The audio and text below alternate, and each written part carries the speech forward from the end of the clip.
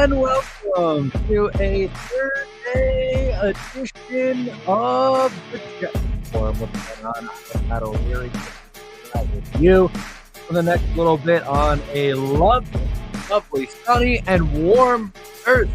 Things you love to see. It's November, and I'm in a t-shirt and weather. And what I wanted to get into today, before we get into the comments, we're going to do, don't you worry, we're going to get into the comments. We're going to get through the comment section and all that. But what I wanted to talk about was the Jets elite level pass rush.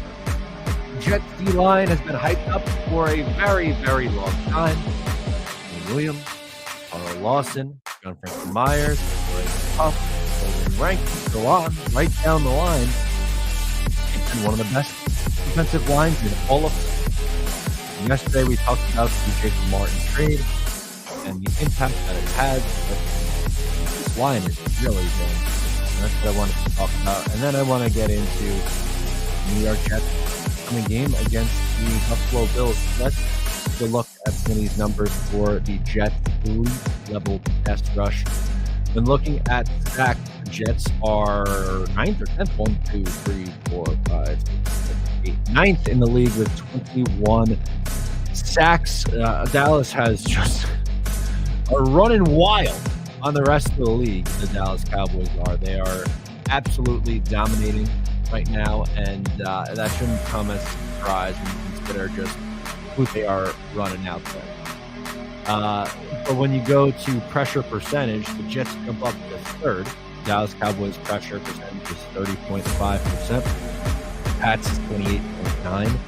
And the New York Jets coming in at 26.0%. Quarterback knockdowns, the Jets are second in the league with 40. About 40 quarterback knockdowns. Only the Commanders have more at 43.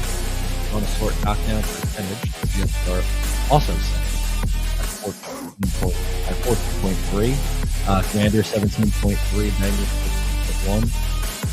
Hurries, the Jets are a little bit down on hurries. They are a little bit further down on this list. Hurry percentage, I'm going to imagine they're going to down a little bit. Yeah, they haven't racked up a ton of hurries. They've hit the quarterback, they've sacked the quarterback, and they've pressured the quarterback, and they've done it without really blitzing a whole lot. I mean, if you look at these blitzes, the Giants blitzed the most, 39.1%. The Jets, what was that? At least 1, 2, 3, 4, yeah, at least 15.6% blitzes for the New York Jets.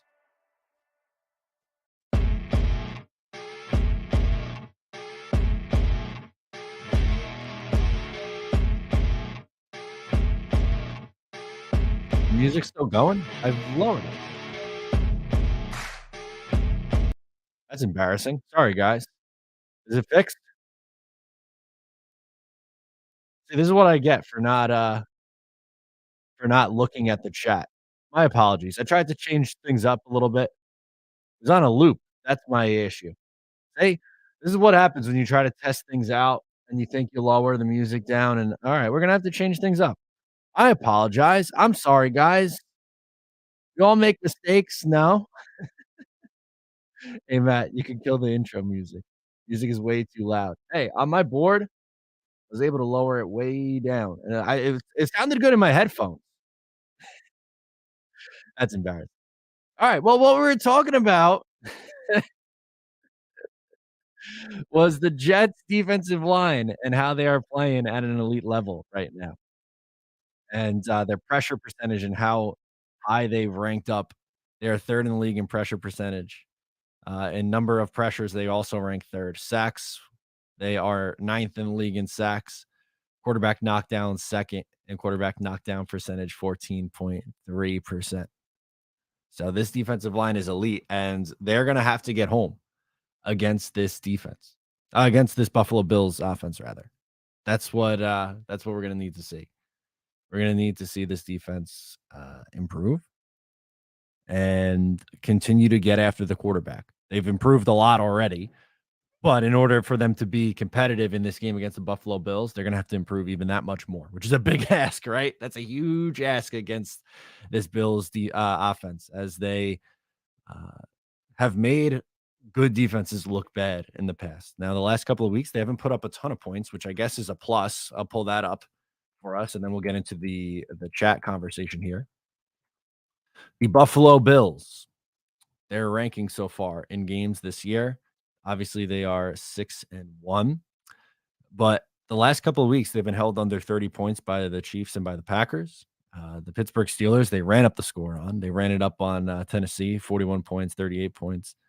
The Baltimore Ravens, they've only scored 23 points and 19 in their one loss. But I think if the Jets can keep them obviously under 30 points, I'd be pretty happy about for a defensive kind of performance. But if they're going to win this game, the number's got to be a lot closer to 20 because they don't let up a ton of points. The most amount of points they've let up in a game was 21. The Kansas City Chiefs and Baltimore Ravens, both pretty solid offenses, just 20 points. The Packers, 17. I would anticipate the New York Jets being somewhere in the teens, 16, 17 points this week. I think that's kind of where I'm at. I could lower or flip this around. So,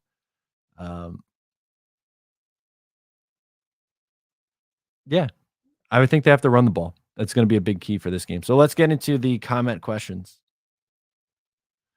See, love you, Matt. No worries.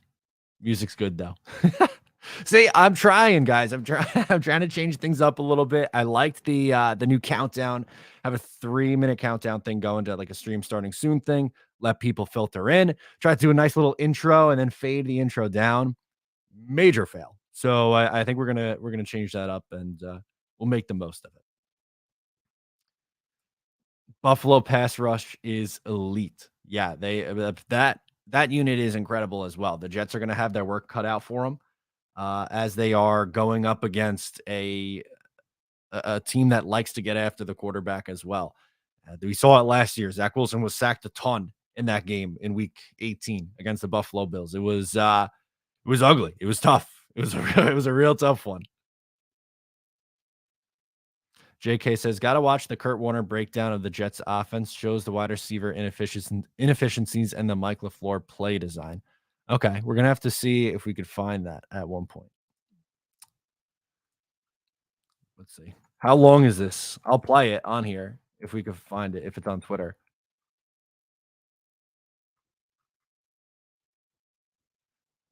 I have the Orlovsky one. I'm not really looking to do that, but something to note of the Kurt Warner breakdown of the Jets offense shows their wide receiver inefficiencies. That's fair. Nunzio 108 says, I would like Quincy and Quan put a thumping on Allen if he tries to get out of the pocket and see. And can we please run some shorter developing routes on offense? Yeah, that's really not asking a lot, right? Because if the pass rush is going to get home against the Buffalo Bills, or if the Buffalo Bills pass rush rather is going to get home against the New York Jets, wouldn't you think that you'd want to get the ball out quick, take 2-step, 3-step drops and bang? Because one of Zach Wilson's biggest issues right now is he is dropping back. And if things start to get any kind of pressure, instead of stepping up, which that in itself is a problem, he's drifting and trying to roll backwards and spin and do all that crazy shit that no one needs to see. So quick decisions, couple step drop, bang, and throw. Oh, JK says it's on YouTube. It's like 20 plus minutes. All right. We're not going to show it on here, but I am going to take note of it and go back and watch that at some point. Thank you for JK for the tip. Brian says, DJ O'Leary, what's your thoughts on all the talk that Zach was a film junkie when he clearly has issues with recognizing defenses? I think he's having a difficult time transitioning to the next level. I think that's what it is. It's taking him a little bit of time. Yeah, it ain't good. It's not good right now, and it's something that's going to have to get better if he's going to have any sort of success at this level. I don't think that was a lie about him being a film junkie. I just think it's tough for him right now, man. These young quarterbacks are struggling. All the second-year quarterbacks. Justin Fields is playing the best right now. He's been really good, but they've all been really up and down so far. So I'm not closing the book on Zach. There's 9 more games left this year. I think he deserves to see 9 more games.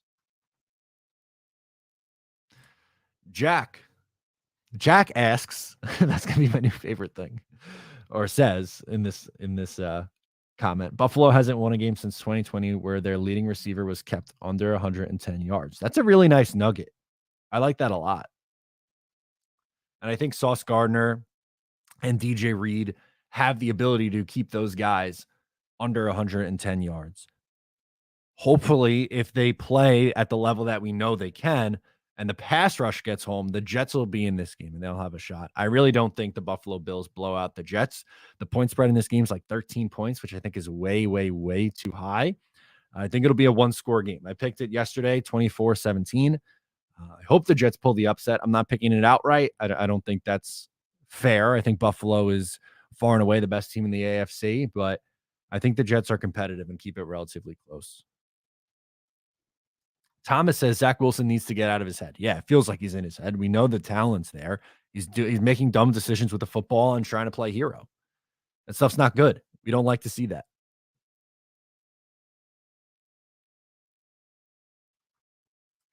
The Jeff Smith interception Zach threw was actually Elijah giving up on his go route. Yes, I've seen in the Steelers game, right? I think I've seen that one before. I've definitely seen that one before.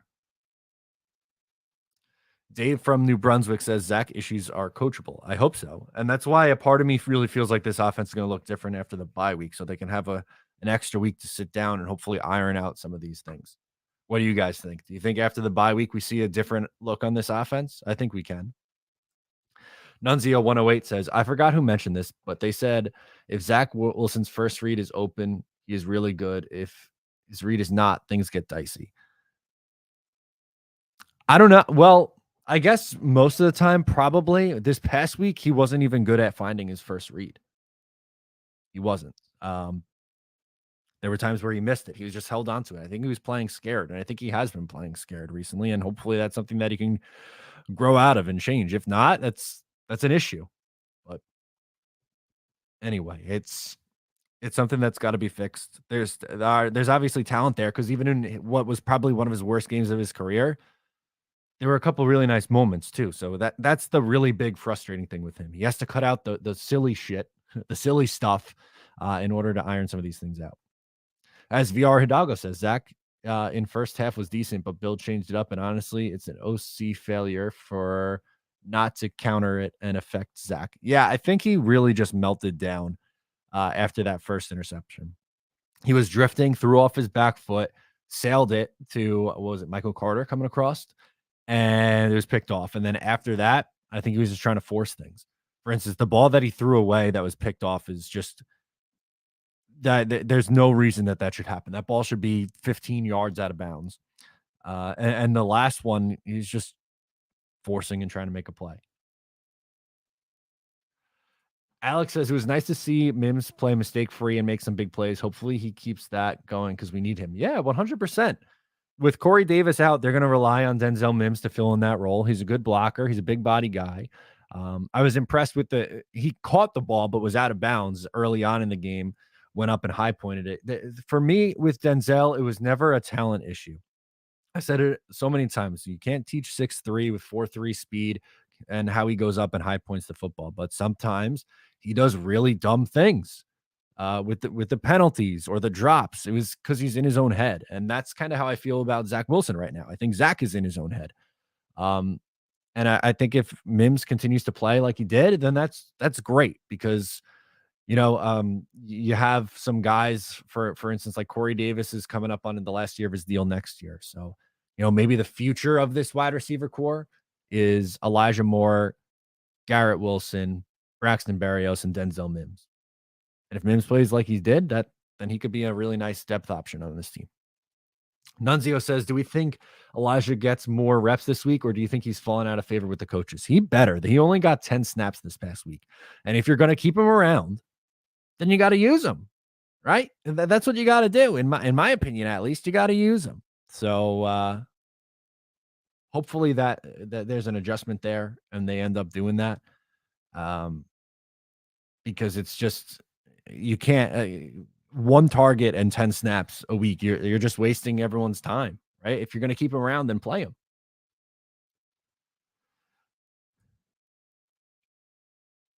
I think Moore has fallen out of favor if they rather go to Mims at this point in time. I think it was just kind of the roles that they play. We know that Zach Wilson loves to go to Corey Davis, and Denzel Mims is playing in Corey Davis's role. I think that's why.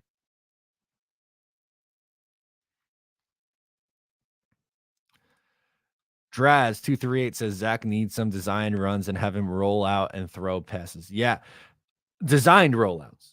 Because I think when like all hell breaks loose and he's running around, he hasn't been good. But on the designed rollouts, cutting the field in half, yeah, uses athleticism. And I don't know if he's afraid to run or what, but on that 4th down and 3 where he tried to hit Tyler Conklin in the end zone and overthrew him, it was brutal. He had so much space in front of him. He could have ran for the first down, maybe a touchdown. Brian says, I think Zach will be our guy. He's still fresh, and the mistakes he makes are dumb, but they're not technical problems. They're mental. Once he settles and once the O-line sees consistency, he'll improve. I hope you're right. I really do. I think there's a lot of talent there. There's a reason why he went second overall, which is also why I'm saying I think you have to give him more than 18 games. All these second-year quarterbacks are struggling, and I don't think any of their teams should pull the plug on him.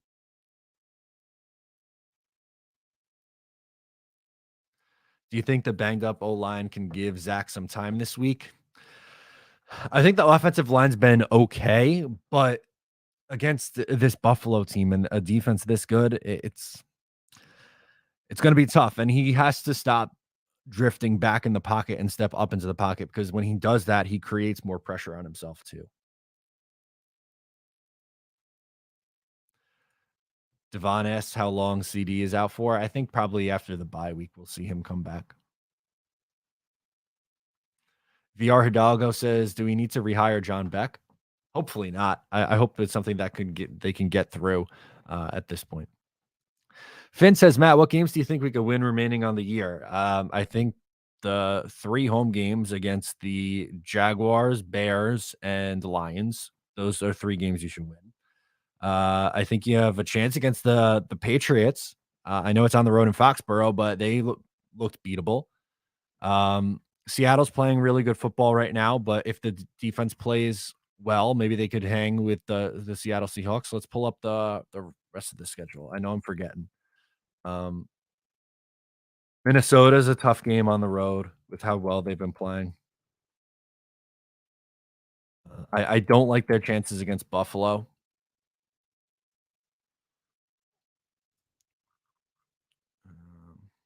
Here, let's pull it up. Okay. So you have Buffalo, the bye. At New England is a game that you should be in and is you have a chance to win. Chicago, at Minnesota, tough. At Buffalo, extremely tough. Detroit, Jacksonville, both should be wins. At Seattle, tough, but a chance to win. At Miami, tough, but a chance to win. That's my take on it. Jim Page says, upset alert, the Bills are going down. That'd be fantastic. I mean, hey, any given Sunday, right? The Jacksonville Jaguars, led by Urban Meyer last year, were able to beat this Buffalo team. So who knows? Anything's possible, I suppose. Jack says, do you think Zach is almost focusing too much at not turning the ball over? He seems to not throw with anticipation and not trust his eyes. I think he just doesn't trust himself. I think it's a confidence thing right now. And we saw that early on with him last year. And it was something that he got better at as the year went on. But I was hoping that as a second-year player, he would be able to snap out of that. Maybe with the time that he missed with the injury impacted this. But it feels like he's not trusting himself. I don't blame the OC as much as others do, mainly because players do get open with his play calling. A lot of times the quarterback just doesn't see them. There's been others, even on YouTube, that point this out. Yeah, I'm not all the way out on LaFleur. My one critique of LaFleur this past week would be, I think he gave up on the run a little bit early with only 15 rushes. They were in that game. And pretty much abandoned it, and we're trying to throw them back into it, which I think they could have been a little bit more balanced. But I think he's done a pretty good job of scheming guys open. There's just minor critiques or minor fixes for me with LaFleur. Overall, though, I think he's been pretty good. Nunzio, this is a good one. I was worried, a bit worried about Zach's comments related to getting bored about throwing the ball away. Made me wonder about his maturity a little bit there. Hopefully, it's not a sign of things to come. Yeah, that was definitely a weird comment. I think to give him the benefit of the doubt, I think what he was trying to say was that as a quarterback, he wants to be out there making plays, and it's sometimes, I guess, maybe frustrating that things aren't there, and he feels like he sees things that aren't there, and he ends up having to throw it away or, take a sack or whatever. But that was a bizarre comment. I will give you that. The rush may be elite, but hashtag Zach is trash. Even with an O line and surrounded with weapons, he's the next Baker Mayfield, spoiled and privileged and plays scared. Let's cut our losses and move on. Absolutely reasonable after 18 games. Good call, James. Travis says, I would like to see Davis, Mims, and Wilson on the field together. Yeah, all the young pups, right? The second, and first rounder. Oh, well, no, Corey Davis. Excuse me. So no Elijah Moore. I'm sorry. I misread it. I assumed you meant Elijah.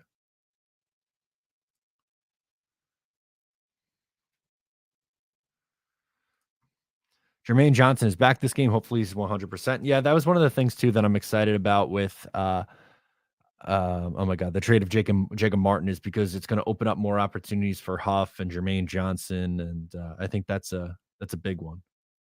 Getting Jermaine Johnson back, he's a really good run defender too. Clemens is going to feast, says Rich, if he gets on the field more, which I think with the move of Jacob Martin, that should help things out a little bit.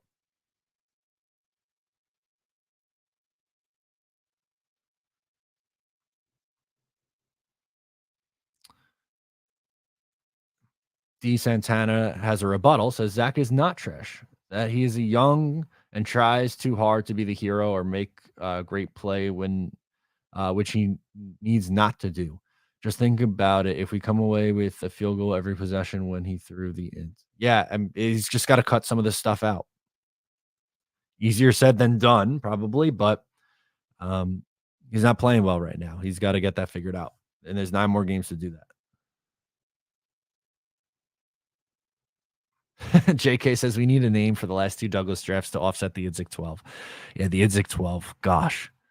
I don't know. I have to think about that one, but yeah, they've gotten a lot out of it, especially. And hey, Gary Wilson, rookie of the week. That's 6 of 8 rookie of the weeks for the New York Jets. Things you love to see.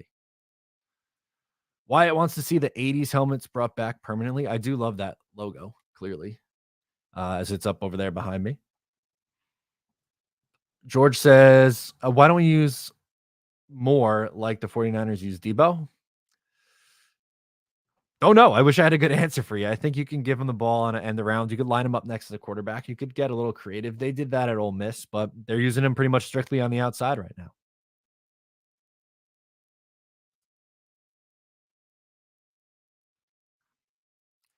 Danny says the Bills developed Allen by relying on the run and rolling him out. Zach is the same way. I do think that the Jets have to get Wilson running a little bit more. Not to the level of what Allen runs, but can he run 4 times a game? I think so. Brian says, I want to see Clemens in at running back for a play just for fun. Maybe down on the goal line like Sheldon Richardson. Got to get JJ a couple Pepsi belts. Yeah, that'd be nice to see Jermaine Johnson get a couple. I think he's been fine. He hasn't necessarily been dominant, but I think he's had some nice moments so far this year. Matt, did you hear what Josh Allen himself said about Zach and the Patriots game? I saw something going around. I did not actually watch the video though, so we'll watch that together right now.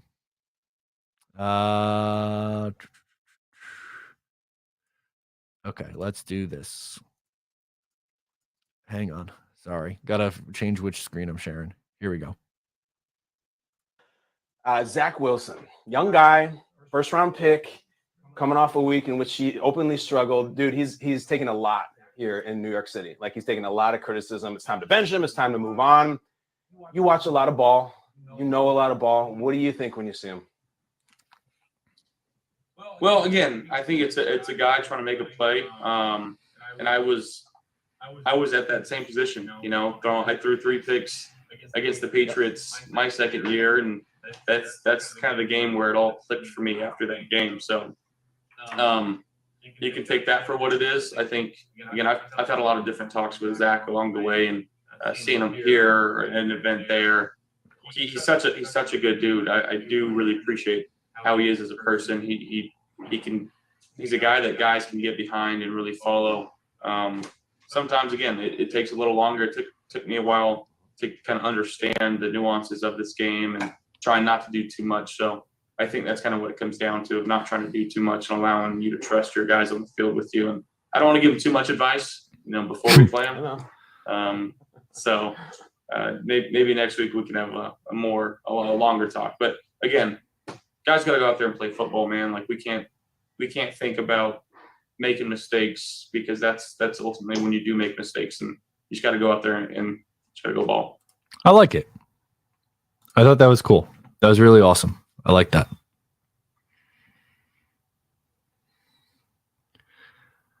Good to see. George says, I think Jets Twitter would blow up if Clemens got nominated for Rookie of the Week. That would be pretty sick.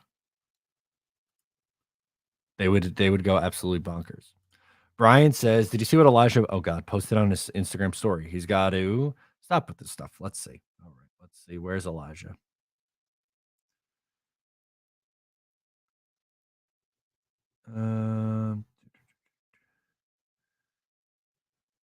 It looks like a podcast clip.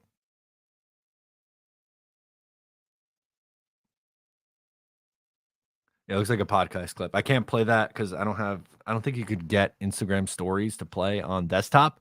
But I didn't. I'll listen to that later. But I do hope he calms it down a little bit with some of that stuff.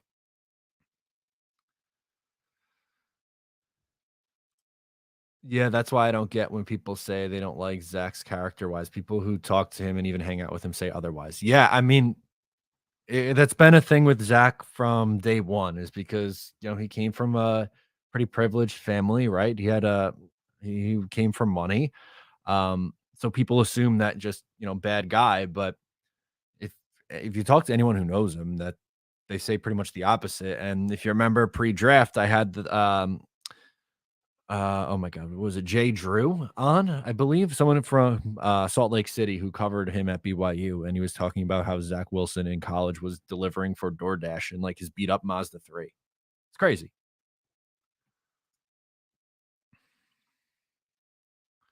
Jim Page says he knows Zach is coming for him. I hope so.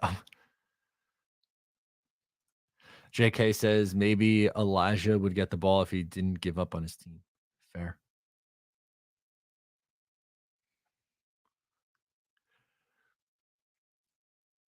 Do you think JetBlue Connect had anything to do with it? Do with Zach's? Yes. The money? I would imagine so. Or why people think that? Yeah, I would definitely think so. Brian says, I can't believe I was arguing with someone on Twitter because they said Zach needs to mature because he was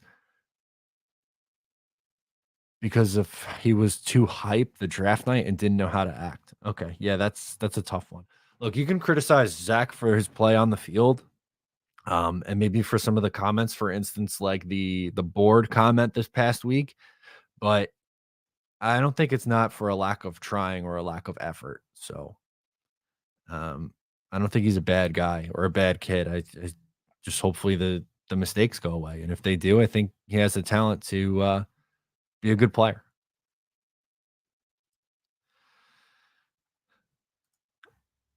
What do we think about this Buffalo game coming up this week? I'm nervous for it. Here's an interesting one from Zach Rosenblatt, who covers the team. Says Mike LaFleur and Elijah Moore's limited role against the Patriots. Said the Jets were using a lot of 12 personnel, and with Corey Davis out, they want to play Denzel Mims. Will continue to incorporate Elijah. Hopefully they do.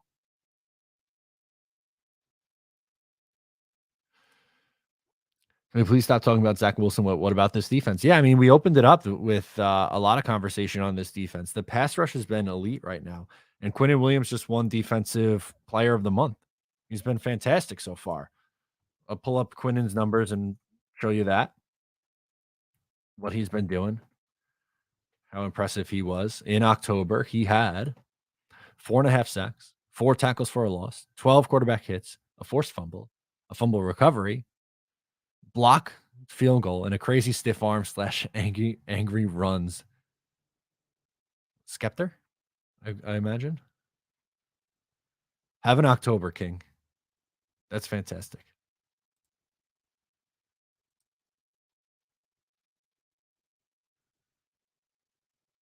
Yeah, that's I literally tweeted this today, George. She goes, "Let's be real. I listen and / watch a lot of Jets content often. I have not seen any creator or fan mention the NFL draft yet, and we are in November." So this is what I tweeted out earlier today, and it's the truth. I said, "This year is by far the least I've known about the NFL draft since I started covering the Jets. So that makes me happy because the Jets are relevant for what they're doing in season. They're 5-3 right now.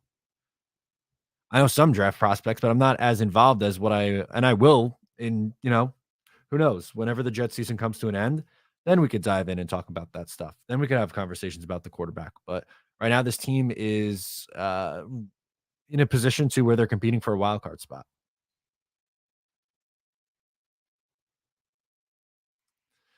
Nunzio says Diggs is going to commit some kind of penalty because he'll get frustrated with sauce all over him. Diggs is a big baby sometimes. That'd be good. If sauce can get in his head, I'll take that.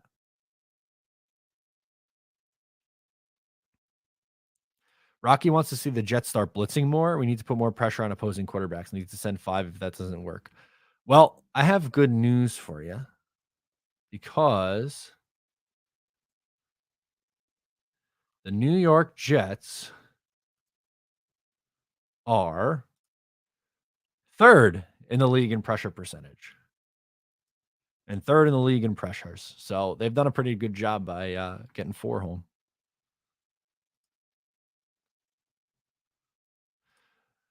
Oh, good question from Sargent here. Do you think MLF is going to focus in on the Bills' safeties? Yes, I do. Both safeties are out. So what I would imagine is some short stuff and then some runs to eventually get them cheating down and then try to beat them over the top.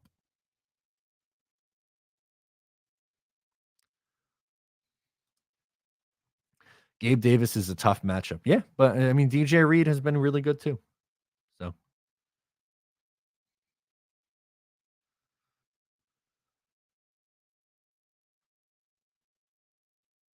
Brian says that last game in January he put out an XFL roster and we're only down 3 against the Bills starters at halftime. No reason we can't keep this a 1-score game. That's how I feel. I think it's a 1-score game in the 4th quarter. How about in sacks? Another great question.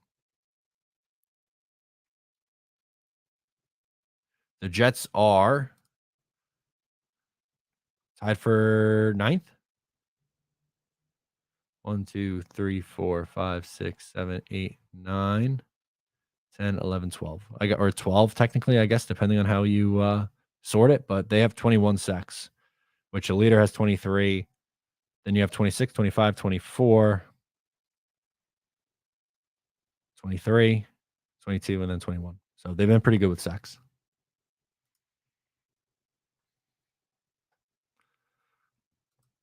I read that the Bills are struggling with turnovers. That's the way we keep this one close. Yeah, Allen threw a couple picks last week, and there's been games where he's thrown a couple of picks, and the Jets, more so earlier in his career, were able to get him to turn the ball over. So I think they need to do that this week.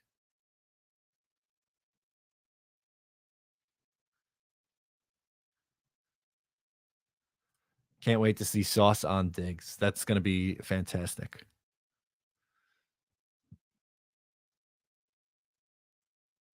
That's a hell of a lot better than last year. Yeah, it's been a massive improvement. This defensive line has really lived up to the hype. JD says, I think Q gets 2 sacks and JJ gets another one. That'd be great. Brian says, did you go over a projection for Quinnen Williams' contract? I did not, but let's pull up.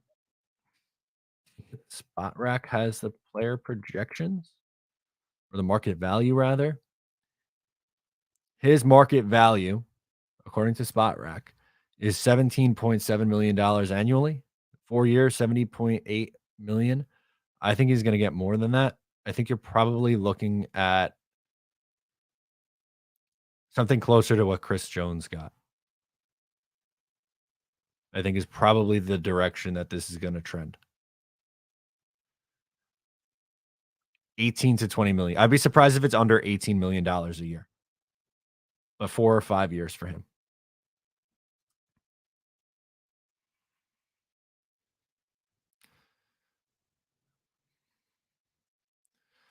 You think we stick sauce on Diggs all day? If not, do you think they try to match him with Reed? I don't know if it's going to be like a one guy shadowing him. Because we've seen each one of these in each of these games, we've seen these guys move around a little bit. I think he will match up on Diggs a lot. I would imagine probably more often than not he'll be on Stephon Diggs, but I think DJ Reed could hold his own against him as well.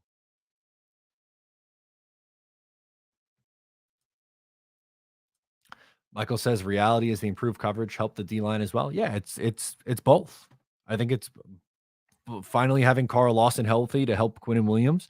That helps, but also the coverage has been fantastic. It all blends together a little bit here.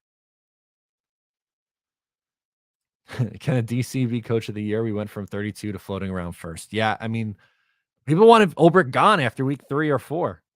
So it's crazy that how big things or how much things have really turned around. I love it. I have time for a few more. Then we're going to hop out of here on this lovely Thursday. Thank you for hanging out with me. VR says Bills' run game is poverty outside of Allen running the ball. Yeah, I mean, that's why they made a trade. They brought in, who they trade for? Hines, right? No. Yes, they did. I'm second guessing myself. I don't know why I second guessed myself, but I did. It was Hines. That's what I thought. Yes. I don't know why I second guessed myself, but who knows how involved he'll be. Kind of like James Robinson last week. He wasn't super involved because it was his first week here. But I'm not really worried about the Bills' run game. I'm worried about Allen running outside the pocket. And I'm worried about them throwing. But JD says, I apologize for everything I said about Ulbrich the first few weeks. It's the ebbs and flows, man. Remember, at the beginning of 2021, the Jets defense was playing actually pretty good. And there were some like rumblings, like if the Jets defense continues to play this well, he might get coaching candidacies for a head coaching job. That went off the rails. Then everyone hated LaFleur. Second half of the year, they loved LaFleur. And then now I feel like it's flipped. People again going into the year was like all in on LaFleur and down on Ulbrich, and now that's kind of flipped again. Percentage the Jets get a win this Sunday.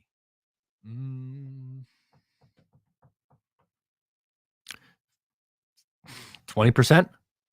I think there's like a 60% chance, 70% chance to keep it a one-score game, though. I think it'd be tight.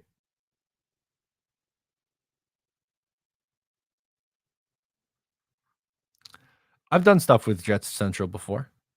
I have something with Jets Central, but I'll have to have him on again.